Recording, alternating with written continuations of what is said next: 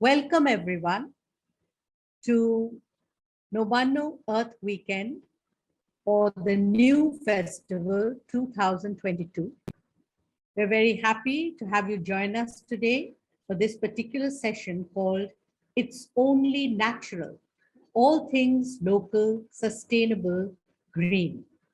We shall have Julia Roberts of the Ginger and Spice Festival UK in conversation with Aparajita, Sengupta, and Debal Mazumder, who runs Smell of the Earth in Santiniketan.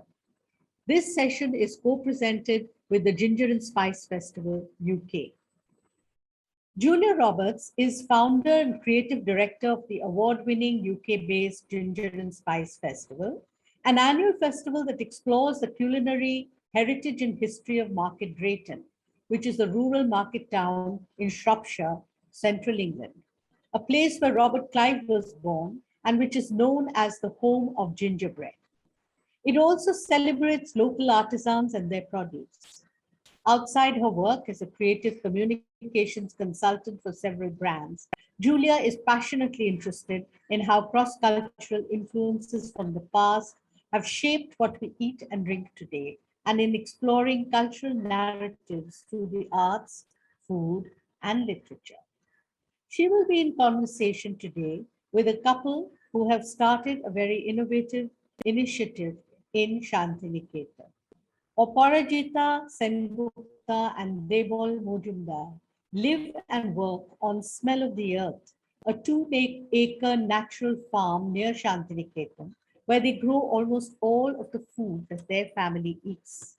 The farm is focused on growing chemical-free food from native seeds through natural farming techniques without excessive external inputs, permanent employees, or external funding. They are both certified permaculture designers and consultants, and they teach a natural farming course a few times a year, every year at the farm.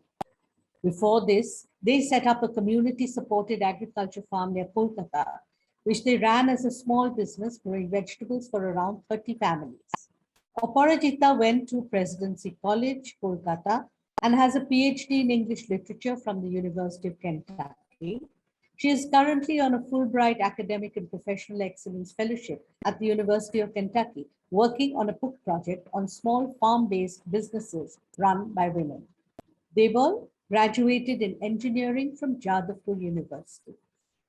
In conversation with them today is Anshuman Das, who was born and brought up in Santiniketan. He is an enthusiast about how food is produced, sold, distributed, cooked, the ecology and politics of it. He is a physicist by education, but an agroecologist by training. He has learned from farmers, practitioners, and scientists across the globe and practiced while conducting courses and trainings for farmers and change makers. By profession, he is part of Wealth Hunger Health, an international organization working towards zero hunger, which is no doubt pronounced completely differently. By passion, he is a poet, an artist, and part of many local and global initiatives and networks which promote alternatives, be it in food or theater or the market. Welcome to all of you today, and we all look forward to a really interesting and stimulating session. Thank you. Thank you so much, Anjum. It's an honor to be here and to be talking about our work. I wish we were doing this from the farm. Our journey began in the United States. Ironically, this was the place that taught us the value of, good food because we would miss fresh, flavorful food over here. That's where we sort of began thinking about food, and then we sort of looked up the industrial food system, at its height, at its zenith, you might say, as it is utilized in the United States. So be it vegetables, be it dairy, be it meat, the United States is produces still producing, as it did 10 years ago, the majority of its food through industrial food systems. And that is, what got us thinking about, a different way of eating and producing our food. We were also exposed to certain food movements here, which, now that we are back for a few months, we can see that those food systems have also, local sustainable food systems have also become a larger part of this place as well.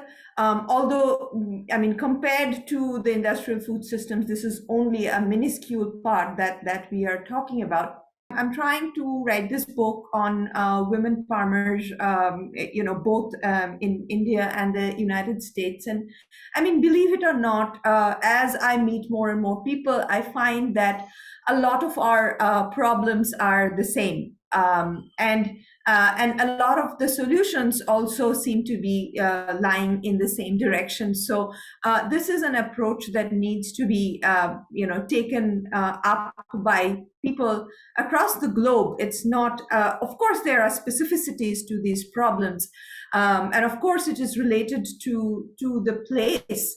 But at the same time, there are certain things that tie us together across the globe. I'm sure that Julia would also be able to comment on the same. But it's something that we all need to do right at this moment, because our very basic need, food. We talk about commodities, we talk about technology, we talk about ways to move around, but the very, very basic things, food and water, are in crisis right at this moment. And I should also say that the people who need the most to speak in these platforms do not get to these platforms, right? So if anybody has to speak on behalf of women farmers around Birbhum, it is the women, who have belonged on the soil of Birbhum for centuries, right? And, the families that have worked that land for centuries. But unfortunately for us, they do not still have accesses to these kinds of platforms. So I will also be speaking not just for myself, because I come from a very privileged background, but women who do not survive if agriculture does not change, its large-scale industrial patriarchal model, then those are the women that we also need to be talking about in this moment of crisis. Because the irony lies in the fact that people who have access to land are the ones who are actually, in many ways, and I'm speaking, generally here, they are the ones who are perpetuating the destruction of the planet. And the people who are responsible for our nutrition, people who are, they are the stewards of the food system. Usually, especially in India, they do not have access to land. So this is a conundrum that we deal with all the time, right? So the people who need to speak cannot speak. The people who need to have access to land do not have access to land. So those are the kinds of problems that will continue to plague this discourse of ours and the practices of sustainable farming. The problems that I am about to talk about, or the kind of work that relates to those problems. A lot of people related to the actual food systems do not have the luxury or the privilege to find those accesses. So access is, I want to say, is one of the things that we really want to focus on. We began as professionals, of course, and then we lived in the United States for a while, went back to India, realizing that our food needs to be chemical-free. It needs to come from close to us. So initially, I had the chance, I'm on leased land to set up this community-supported agriculture farm, which we ran for a while. And then we did a number of other things, visited various farms, volunteered in various places, did some courses, and then eventually decided to give up our jobs to settle in Birbhum, close to Santiniketan. Because once again, Santiniketan, I think, represents a cross section of people from various backgrounds. So Santiniketan was really, really interesting to us because it meant that market access was easy. It meant that there were other people doing similar things, not just with farming, but other small local enterprise that we could just see around us. Some people making fabric, some people doing artwork, some people doing pottery. Hi, Julia. So all of these things were there already, and of course, Rabindranath Tagore's university was at the heart of all these things, because this does not happen in Santiniketan by accident, right? We have a collection of those people there because of this philosophy that existed already, starting with Rabindranath Tagore and how he established these two, this university, especially Sriniketan, which has a focus on, different kinds of local art, local enterprise, if you will. So we thought it was a good place for us to begin, and sure enough, it turned out to be. So we worked the soil, we made it better. So with time, the soil improved, the ecosystem improved. We had like zero earthworms in the soil when we arrived. So with our practices, the soil improved. I think you can stand on our balcony and you can probably see around 40 species of different birds now. So ours has become like an island in the midst of the rice fields surrounding us, because chemically grown the chemically grown rice fields are practically, those are the deserts, right? We look at them and we think food. Those are the food deserts. There's nothing but carbs on those fields.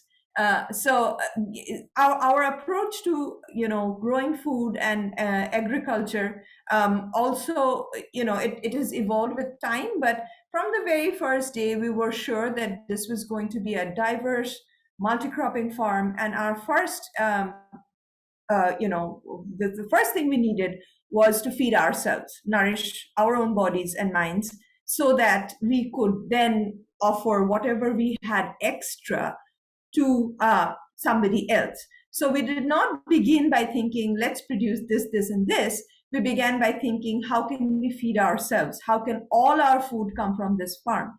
So we grow rice, we grow some of our dals, we grow all our fruit, all our vegetables, our fish, we have ducks, so we have duck eggs. So all that comes from the farm. And so we don't buy vegetables or fruits really very much.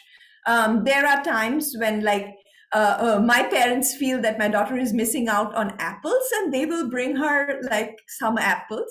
But and I have to keep pointing that there's no point to like a poison sprayed apple dipped in wax, where when my daughter can just go out and eat the guavas. fruit, guavas or any wild fruit that is growing. Even like we have small pool, right? The berry like fruit that we have, which is more nutritious than a Kolkata apple. But anyway, so that's the point of view that we have taken. Even in the summer, when we do not farm a lot, that's sort of our time for taking a break. We usually survive on papayas, plantain, the wild greens that grow on the farm. There's some mushroom, and with the passing of years, it's become more and more. So there's a lot of wild mushroom to be found. Not a lot, but some.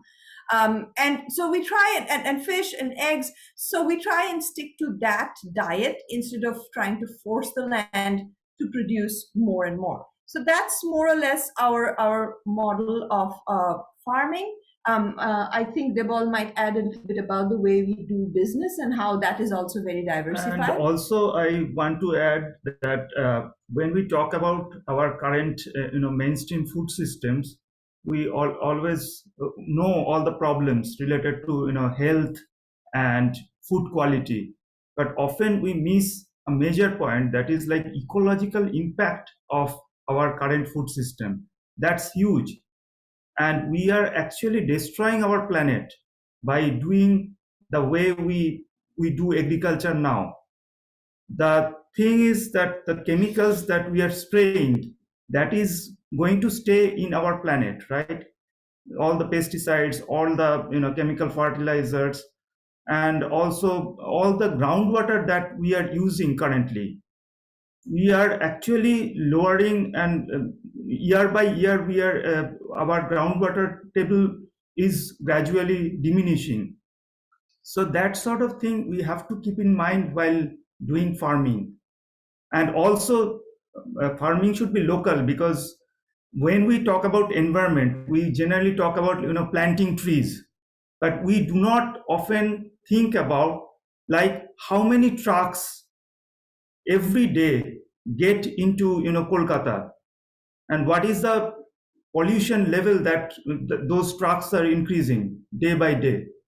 If we could grow some of the vegetables, some of the crops in within city limit, then we could actually cut back pollution. I just want to say that I see a lot of organic business ventures coming up in Santiniketan. If we were to share our experience, I would like to say that somebody, a young entrepreneur beginning her journey in Santiniketan should first of all think about feeding herself, right? And not trying to grow strawberries and broccolis to send to an elite market. That's Birbhum is not a place like that. So the first thing is to feed oneself and bring down your expenses. Second thing is to try selling whatever you are able to sell and not force your land to produce those things. The third thing is beginning with good design. Lack of good design is one of the things that ails farms in India and all over. I can see that. So people start by building so many things and end up spending so many money, but the good design is at the heart of a good farm. And like designing for everything, for water, for wind, for soil, for houses, for food, designing for everything is at the heart of good business. And also diversification in terms of ecosystem as well as in terms of business. A farm cannot earn money from a single source. So, a farm is not a job. It is, it needs to be as much diversified as possible. So diversification in both farming and, in terms of the farm economics, if you will. Those are the things that we want to share with anybody who's now beginning to think about having a career in farming or sustainable farming, and especially in our locality. Time we have been joined by Julia Roberts. It's a real joy to be here. I'm going to share my screen and share a presentation, just introducing a little bit about Ginger and Spice Festival, and also I'm going to be playing a short video. I myself am not a farmer, but I represent lots of organisations in Market Drayton for the festival, and one of our partners is an organic farm, and they very much wanted to be part of this, but unfortunately they couldn't make it today. So I will be sort of talking on behalf of Charlotte Hollins, but I'd like to also share a video with her talking, if that's okay with you all. Okay, so thank you very much indeed for inviting me to be part of the Nibbana Earth Weekend. It's a great privilege to be here, and I hope you'll find this short presentation of interest. So we're delighted to be talking around the topic of It's Only Natural, all things local, sustainable and green, as it fits so well with the festival's ethos and objectives. And I hope that we can all learn and exchange from each other during this short talk, and then it leads to a lively discussion during the Nibbana Earth Festival weekend. So the Ginger and Spice Festival. I'll be discussing about the festival and what the aims are, and a little bit of history about the town in which it takes place, which is Market Drayton. And then I'm going to look at some of the intros to our local producers, and then I'm going to finish with a case study of one of our partners, which is a local organic farm called Fordhall Farm. So what is the Ginger and Spice Festival? We're an annual celebration of all food and drink and heritage, and the festival takes place annually in and around Market Drayton in Shropshire every September, in the United Kingdom, by the way, for those who didn't know. We celebrate the town's history and culinary heritage through an eclectic mix of events focusing on telling the town's unique story, as well as promoting seasonal and locally produced food, often with a ginger and spicy twist, and that's because of some of our heritage stories. Now, the festival's a community event. It's run by volunteers, and it's a partnership between public, private, and not-for-profits. So, Market Drayton is the home of gingerbread. Now, that doesn't mean that gingerbread actually originates from the town, but we do have one of the oldest gingerbread biscuits in the country, in the United Kingdom, made and sold in Market Drayton, and it's called Billington's gingerbread.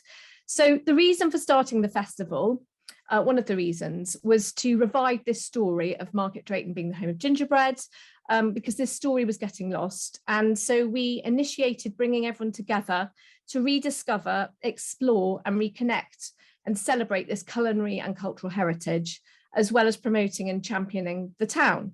So the aims of the festival, they are to contribute towards supporting a positive, resilient and prosperous local economy by bringing together the whole community. And it's about attracting tourists in the surrounding counties. And to partner with British Food Fortnight, this is a national campaign in the United Kingdom, which celebrates all British food and drink, and it's held around harvest time. So that the campaign is about celebrating local producers and seasonal choices, so people can discover diverse and delicious food on their doorstep. So where is Market Drayton? Here we go. It's right in the centre of England. You can see where the red arrow is pointing. It's a rural market town located in North Shropshire in England, and it lies on the River Tern. It's about 50 miles from Birmingham and 50 miles from Manchester, and about 2 hours from London on a train. These are just a few pictures of the town. It's a smallish rural market town with about 12,000 people living there. There's food manufacturing and agriculture play a large part in employing people. And there are also many smaller artisan producers who are located in the area too. You can still see many 17th century half timber buildings in the town, such as this lovely timbered building here. And then we have this beautiful stone portico building in the centre, and this is where we hold some of our events. So we have a food theatre with chefs who set up a stage under this building, and people from the community come and watch different dishes and local produce being made. We also are on the canal, that's the Shropshire Union Canal, and it's mainly used now for leisure and tourism, not for any sort of trade at all. But during the festival, we have a floating market on this canal. And again, we get producers that set up about 20 narrow boats along the towpath, and they sell their wares and their goods. We had a pizza boat, we had a boat selling local cheese, and we had a boat selling local gin as well. So it's really fun, and it connects up to the other market in the town as well. And this is just a picture of the street during the festival with lots of people there. So the festival and the events that we celebrate. So we celebrate the culinary heritage and history of the town, and we also celebrate the local artisans and traders. So our culinary history. Market Drayton's history is linked with France and India through its colonial past, and we have various different events that explore this theme. We actually have a local ale that's brewed in the town at the local brewery called Kolkata. That's because of our links through Robert Clive of India. And then we also link with France as well, where again, there's a nice heritage story, and they make these tiny little pies. And so we have lots of themed events around this. So we've had a Heritage Town Trail and Contest, live music, a comedian, and this year we've got comedian Anuvab Pal coming along to the festival, which we're really excited about. We've had film and curry nights, cookery, community cookery lesson has been devised so that people can come in, explore all the different heritage buildings, and go into the shops and explore what's for sale and what's on offer. This is a few pictures of the trail. You see here people decorating gingerbread men, and we can see the town's civic folk there launching it. And we ask every shop and organisation in the town to have a gingerbread character in their window, and they dress them up to a theme, and the children go around and pick their favourite as the winner. So here are some of our gingerbread characters dressed. One as a fairy, one as a, we've got a local army base nearby, so someone's dressed it as territorial army gingerbread man, and then we've got characters nearby, and it's really fun because even the opticians take part. You can see the little gingerbread called Iris at the bottom in the optician's window there. And then here we go, here are some more pictures of people enjoying the trail. So the local artisans and traders, we have a really big spicy street market where lots of local producers come down to the festival. They sell their wares. Again, we have a floating market that I told you about. We have gingerbread decorating competitions. We have pop-up restaurants. We do a foraging walk, and last year and this year we'll be doing a fodder and tipple trail where people buy a ticket and they go to lots of different stops around the town and have a little sample of the local produce, which is really fun. So we work with a real wide range of organisations, business, artisans. And here in this picture, top left, we've got Zoe. She has a wonderful company called Butterbell. She makes nut butters, quite often with spices in them. And in 2019, we did a nut butter workshop with Zoe, where people learned how to make it and how to blend the different spices with the nut butter. We have Sarah in the next picture holding up the gingerbread person. Sarah makes an enormous amount of gingerbread in the town. She supplies it all over the country now. So she started out as a little artisan and her business has grown. And she now employs, I think, 50 people to help her. So that's a real success story. And it's from sort of artisan craft to sort of growing your business. But she comes down and she does lots of interactive gingerbread activities in the town as well. We have a chef, James, at the bottom left there in the picture. He runs wild foraging trails for us. So we go down to the river in the town and James finds lovely sort of edible herbs and all sorts of things growing wild. And he even picked some crayfish out of the river one year and people love that event. So that's the way we work with the traders, and we've had gin tasting events with local gin producers as well, and it's great fun.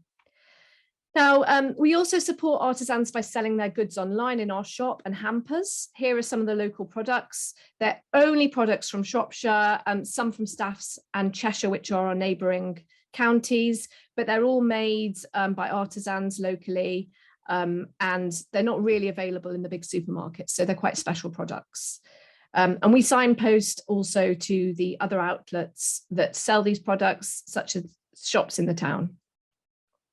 So getting on to one of our partners, Fordhall Farm. So we partner with organisations who are in synergy with our ethos, such as Fordhall Farm, and we collaborate with them on items such as pop-up events throughout the festival.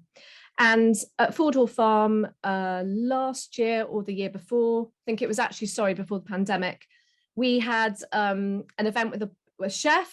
And this farm are incredible. They're based just outside the town. They're England's first community-owned farm and have been chemical-free for 65 years. They rear cattle and sheep and pigs, and they grow their own fruit and veg, sell on site in their shop, and they serve also in their restaurants. And they also sell local artisan products too.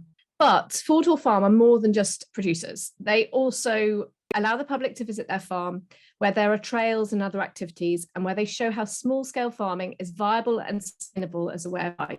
And their story is amazing. It's a real tale of David and Goliath. Charlotte and Ben currently run the farm as tenant farmers. They took it over after their father passed on, and the land was up for sale. It was up for development, and they set about trying to save it. And instead of it being sold for development, they managed to raise over 800,000 that was needed by selling shares. So it was £50 for one share, and they sold it, and they now have 8,000 landlords. It's community owned, and it's an incredible story. May I invite Anshuman? So the entire discussion started with Aparajita speaking about women farmers and then going into this. So getting into this particular issue, because this is very important and also very annoying at some point of time. Because I was also doing a study to understand the division of labor between men and women in rice farming. And I noticed that around 80% of the work is done by the women. And Yes.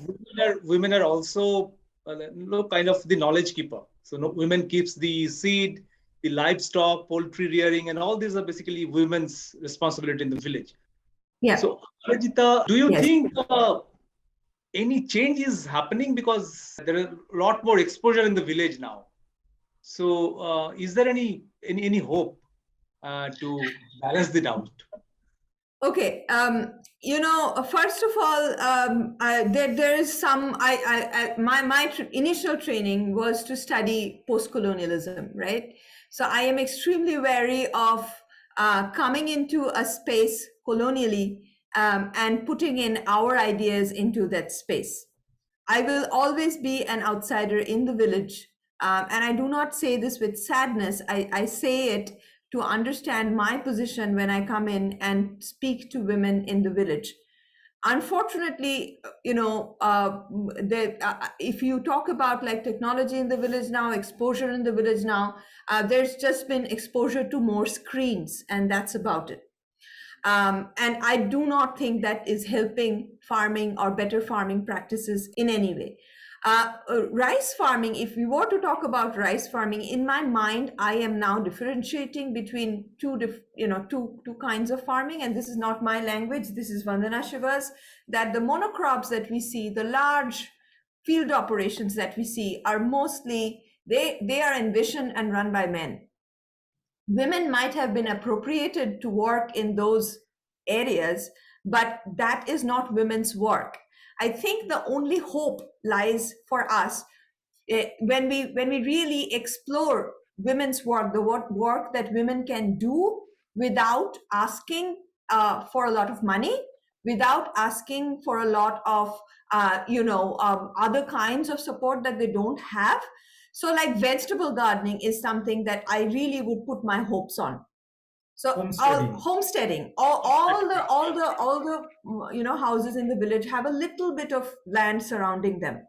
So you could say that the only change that we have seen, and we have not gone to once again bring in our presence colonially, as I was saying, to speak to people and say that you should do this and you should do that, because what do I know, right? These people have been farming for centuries. So I think that we have put out our farm as a model, and the only thing that has changed in our immediate neighborhood are the fact that women are growing more vegetables. If I have a way to sort of influence this further, I would probably influence a little bit of animal keeping.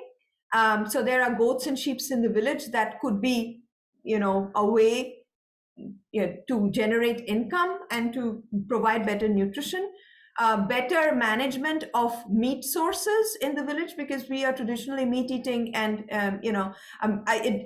it's very disturbing to see women raise animals and never have access to meat. So slaughtering, processing, managing meat producing animals is one way in which I think there could be hope. For the large industrial monocropping models like rice farming, I really don't see any hope in those. And I'd rather that those operations become smaller and smaller with time, because in terms of nutrition, rice only brings starch to the plate, right? So, and I mean, you have worked long enough in nutrition that you know what I'm talking about. So first of all, generation of forests and food forests, animal husbandry and vegetable farming are the things that I would, put my hope on.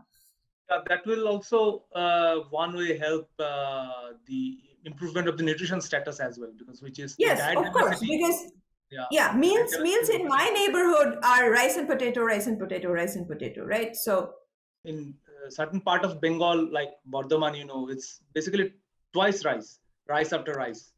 Yeah, Yes, yeah. In Birbhum Birbhum also. too. In Birbhum also. Bedroom also in Same certain thing. places. So moving over to Julia, the festival is really very interesting. But the question is, I mean, I often become very pessimistic in terms of, I mean, all these things are called, slow food. So I am also part of this slow food movement. But I often sometimes think that whether it's too slow, isn't it becoming very niche and limited to certain people, and Absolutely. climate change is catching up faster enough than you can imagine it. Are we really heading somewhere with these festivals, or what should we do? We should now outscale it very fast to address everything. So people like you, people like Aparajita are rare. I don't know. I sometimes the future is very bleak to me. What do you think? Well, it's a really interesting question, and I suppose the artisan or slow food movement is niche. It is absolutely niche, but I think in terms of what we're trying to do is really, introduce. Look, you can't. None of us can live on that type of food. It's not sustainable. It's too expensive. But for example, we have a farm shop on the high street in the town, and she rears her cattle a mile away from, and this isn't very normal in the United Kingdom. She rears her cattle a mile away from the shop and sells the meat in the shop. And it is more expensive because it's outdoor reared. She rears it to really high sustainable and ethical standards. But part of the journey is sort of is allowing people to make a choice, and perhaps it's a choice that you buy these things, but you eat them, but you eat them less often. And I think certainly with the movement at the moment, which is we're so reliant on fossil fuels and oil is depleting. We haven't got enough, and we are going to have to look at new ways and new systems to move forward with. And Fordhall Farm and the Fields Kitchen that I've just mentioned are great examples of this. Fordhall Farm bases its model on permaculture. Their animals are outdoor for the whole year, and that's because they have done exactly what you referred to at the beginning, actually, Smell of the Earth team, which is they planned their farm with the right grasses, with the right nutrients for their animals. They have over 70 types of grasses on their farm. So their cattle get the nutrients they need, and they don't need to rely on oil and intensive farming to feed their cattle. So the problem is that meat is more expensive because it takes longer to grow, there's less of it. And you're right, we have a hungry world and people are on budgets. So we're not saying, look, this is the answer, everybody must eat sort of ethically produced meat all the time. We know that people can't afford it, but I think people can sort of have a choice and maybe look at incorporating it and spending more on good quality, and therefore eating it less often. But it is a really, really, it is a problem. Can I add something here? Please. It's true that the pace of the movement is slow, but any slow movement is better than hasty movement and then nothing, like the Green Revolution. no outcome. Like the Green Revolution. So yeah. So what Julia is doing, you are doing, and we are all doing here is our approach is sort of bottom-up approach. It has to be slow because there is no support from policymakers, so as to say. So if it has to be a little bit faster, then we need top-down approach as well. We need some change in the policies as well. We cannot outcompete industrial food system, because industrial food system has huge amount of subsidies. The thing is, if you look at the label of urea bags, you'll see for every bag of urea, the government is paying 467 rupees of subsidies. So when we are cultivating without using urea, how can we outcompete that? And that subsidy is also pseudo subsidy that doesn't go to the farm. Yeah, that is going to the corporation actually. So one more thing, Angshuman, I want to say here. So we came back here after 10 years, right, to Lexington, Kentucky specifically. And what I am seeing, and it is a bit hopeful to me, is, yeah, let's say the 98% of the population is still on industrial food, you know, but at the same time, the choices that we had in the smaller stores here earlier, that has grown a lot. So earlier there was no local meat in Kentucky. Now, if I was surprised to go into the Department of Agriculture site and see that there are countless CSAs, community supported agriculture farms in Kentucky now. The number has exploded. When we left Lexington, Kentucky, like 10 years ago, we used to have just one single CSA. Now there are probably 40, 50 CSAs. I was just wondering, Julia, you seem to have a big emphasis on children and youngsters in the festival. And I'm just picking up on Anshuman. Anshuman, do you think that younger generation into this kind of value system and thinking and approach and possibilities could be one way forward? Julia, is that something that you plan on and try to do deliberately? Talk to them about the values of slow food, as it were? Yeah, absolutely. I mean, children are very, very important in all of this. One of the major problems in the UK is that teaching everybody how to cook has been completely removed from any kind of syllabus. So there's been generations now for sort of 40, 50 years where there's been no education at all about how to prepare food. And because of this, we have a nation that people just want to grab quick, fast food.